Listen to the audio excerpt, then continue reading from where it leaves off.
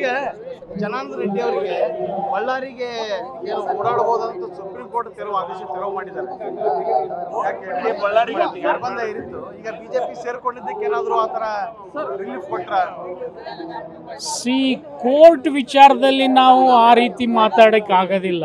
ಅವ್ರು ಯಾವ ರೀತಿ ಪರಿಗಣನೆ ಮಾಡಿ ಅನುಮತಿ ಕೊಟ್ಟಿದ್ದಾರೆ ಅದು ಕೋರ್ಟ್ ವಿವೇಚನೆಗೆ ಬಿಟ್ಟಿದ್ದು.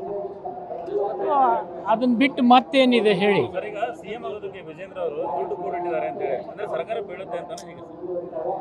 ಅವೆಲ್ಲ ಗಾಳಿನಲ್ಲಿರ್ತಕ್ಕಂಥ ಮಾತಿಗೆ ಉತ್ತರ ಕೊಡೋದ್ರಲ್ಲಿ ಅರ್ಥ ಇಲ್ಲ. ಅವ್ರವ್ರು ಮಾಡ್ಕೊಳ್ಳಿ.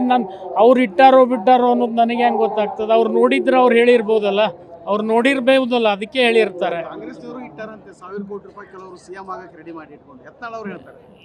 ಅಲ್ರಿ, ಅದು ನಾನು ಹೆಂಗೆ ಹೇಳಿ? ನಮ್ಮ ಕಾಂಗ್ರೆಸ್ನಾಗಂತರೂ ಆ ಕುರ್ಚಿ ಖಾಲಿ ಇಲ್ಲ, ನಮ್ಮಲ್ಲಿ ಯಾರು ಇಡುವಂಥ ಪ್ರಶ್ನೆನೂ ಬರೋದಿಲ್ಲ, ಇಡತಕ್ಕಂಥ ವಿಚಾರ ಮಾಡೋದಿಲ್ಲ ನಮ್ಮ ಪಕ್ಷದೊಳಗೆ.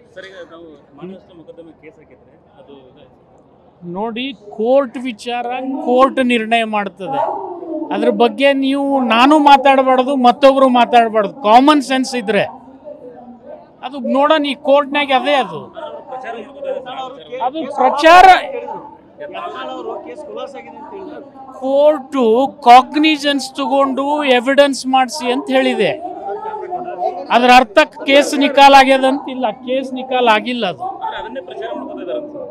ಅದನ್ನ ಪ್ರಚಾರ ಮಾಡ್ಕೊಂಡ್ರೆ ಅವ್ರ ಮರ್ಜಿ, ನಾನೇನು ಮಾಡೋಕ್ಕಾಗತ್ತೆ? ಕೋರ್ಟ್ ಅಂದ್ರೂ ಕೇಸಲ್ಲಿ ಇದೆ, ಇಷ್ಟು ಮಾತ್ರ ನಾನು ಹೇಳಬಲ್ಲೆ.